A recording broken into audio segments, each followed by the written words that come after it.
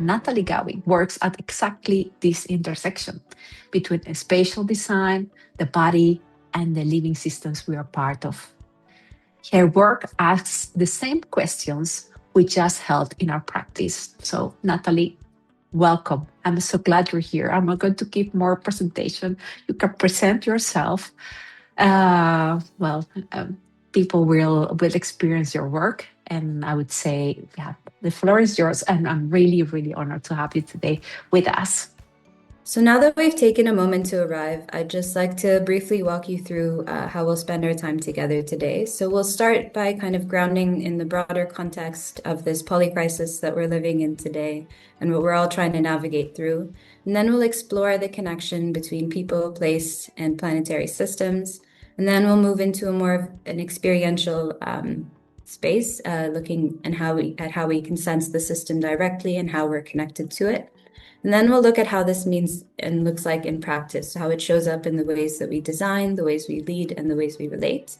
Then we'll close with a short reflection to help integrate what feels most relevant and how you can then take this into your design and into your practice and into your life in general. And then, so the intention really here is to move between awareness and experience, so intellectual knowing and embodied knowing, and giving you something that you can actually take with you into your day-to-day life.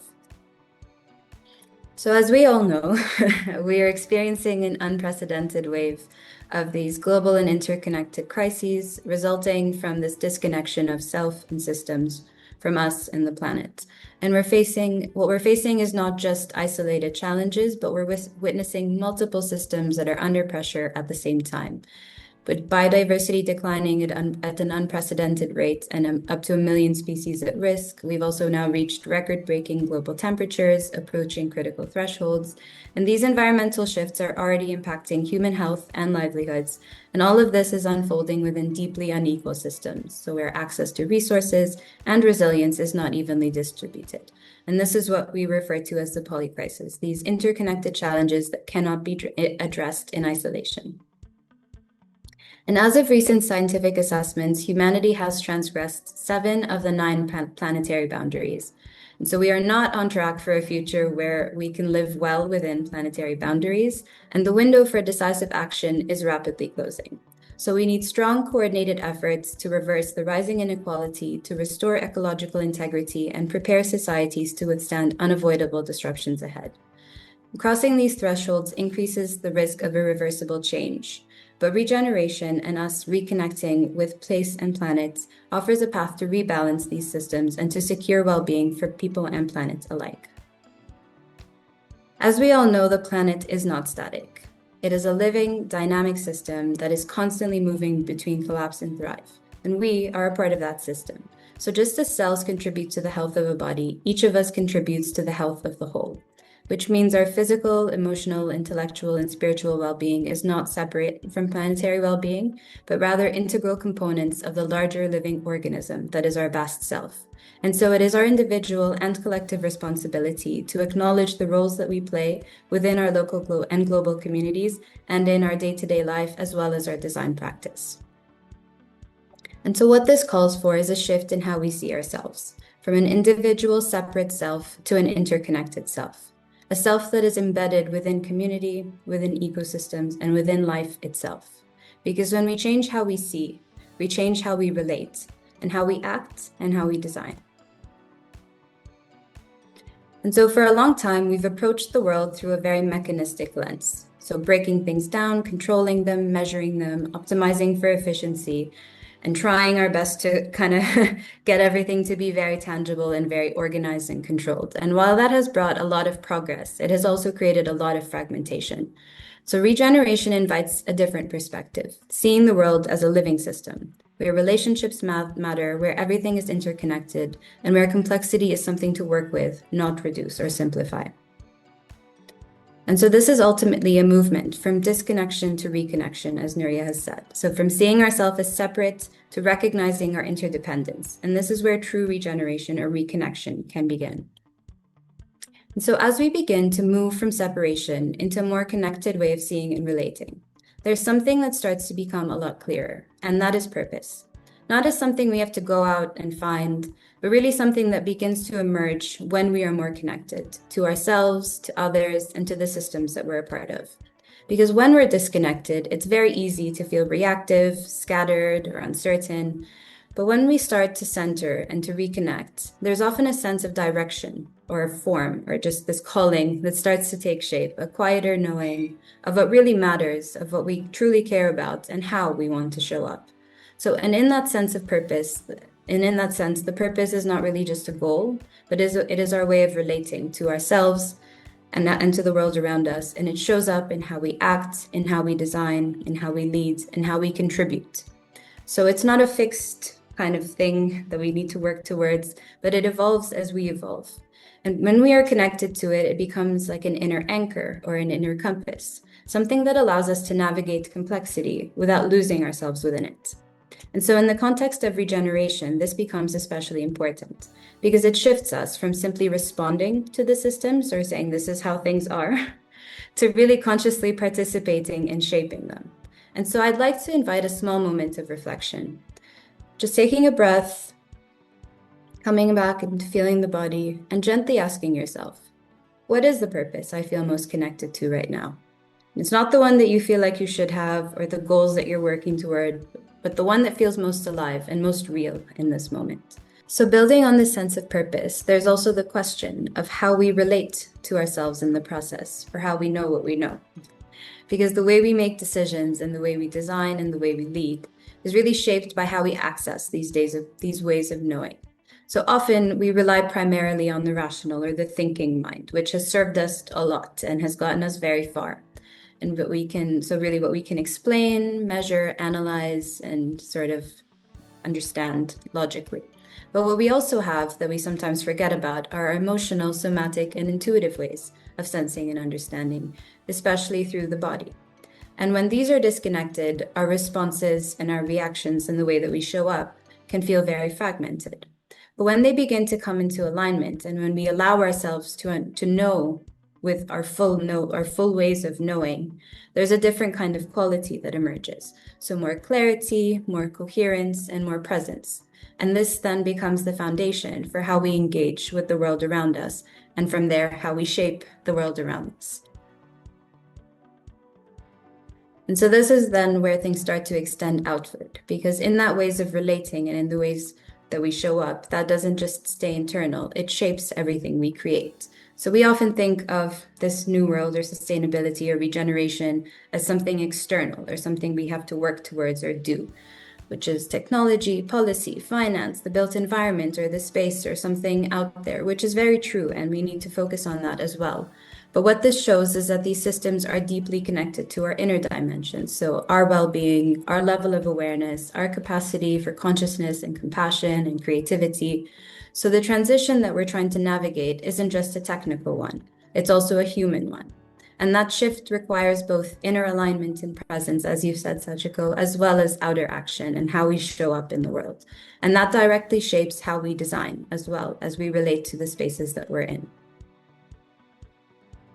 And so when we look at systems more closely, we begin to see that what's visible or what we're working towards is only one part of the picture. And what we often focus on are the surface layers, the tools, the frameworks, the policies, the solutions. But beneath those are the deeper layers, the relationships, the cultural patterns, our ways of thinking and being. And this is where the real change happens. Because if those deeper layers remain unchanged, we're at the risk of recreating the same systems just in different forms. So this is not just about what we build, but the foundations from which we build. And then I'm sure most of you have seen this diagram before, but really what we're working towards is a shift from this doing less bad or doing less harm to doing more good and really reconnecting with the systems around us. And that has to happen at those different scales. And in order to restore and renew and enhance life, we need to acknowledge that the shift has to happen at all these different scales. So from the individual, even our cells, our organisms, to the people, the buildings, the shelter, the neighborhoods, the communities, then the ecosystems and the planetary systems. And this also requires us to shift our worldview from seeing ourselves, as we've said, as separate from nature, but to recognizing that we are nature. So shifting from this anthropocentric perspective where we're at the center and everything else is happening out there, to really understanding that life is at the center and we design with it rather than just for it. And so importantly, it's important for us to acknowledge that this shift doesn't happen all at once and that it's not a linear process, it's a rhythm. So it's a cycle that we move through both individually and collectively. We start with that awareness, we set the intention, we connect with ourselves and with others. And the important part here too is to let go. So to unlearn some of the things that maybe aren't serving us anymore, or to just let go of the systems that aren't serving us anymore, and shifting into that new shared story, working on that together and embodying that together. And through that, we're able to co-create with life again and again. So this isn't just a one-time thing. It's a cycle of kind of recognizing that and then embodying that and being able to co-create with that. So this comes with moments of clarity and uncertainty, with expansion and contraction, and it's all part of that process. So rather than trying to control every aspect of the journey, the invitation is to learn how to move with it. And then this is something that we can begin to experience directly. So thinking of regenerative systems not just as ideas, but living principles in action. So this is a framework that I really like, which helps us kind of reflect how we can design for a thriving future. It's the spirals framework. And these principles are not meant to be separate, but they're interconnected and they're constantly evolving, much like the natural systems. So what we want to focus on are designing solutions that are scalable, which means we're not just designing isolated solutions, but ones that can grow and evolve and influence wider systems. And it's important to root those into placemaking. So it's a reminder that the context matters. The culture, the ecology, the local identity really shape what truly works. The intergenerational concept invites us to think beyond the short-term outcomes and consider both long-term impact and including all voices, so of all ages throughout time. The important factor here too is resilience. So it's not just about bouncing back, but being able to adapt and evolve with that change. And the life affirming asks a deeper question. So does this create the conditions that support life or deplete it? Because as we all know, life follows life. And that's really the intention we want to set within our design practice. So does this design, or does this, whatever action we're taking or whatever project we're working on, does this create the conditions that support life? And finally, and perhaps maybe most importantly, which is also often overlooked, but very essential, is the self-care component. Because us, the people working within the system, also need to be resourced and thriving for the system to thrive.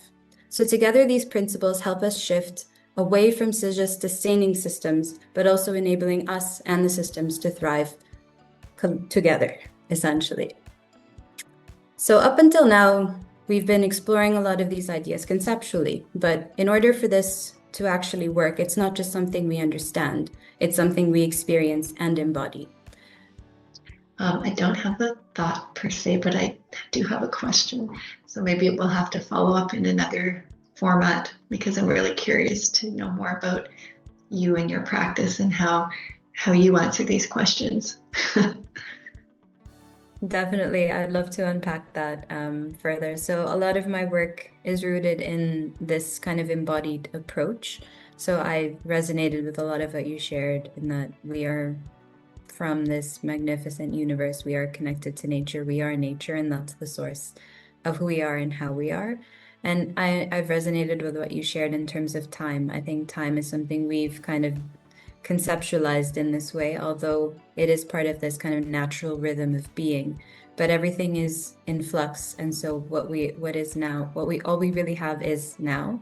And so for me, the past is acquired kind of insight, information, and knowledge for who we are as beings, but as Chris mentioned, it's also a chance to break those cycles. So we are not our past, we are, and we are not our past. We are who we choose to be from this moment forward.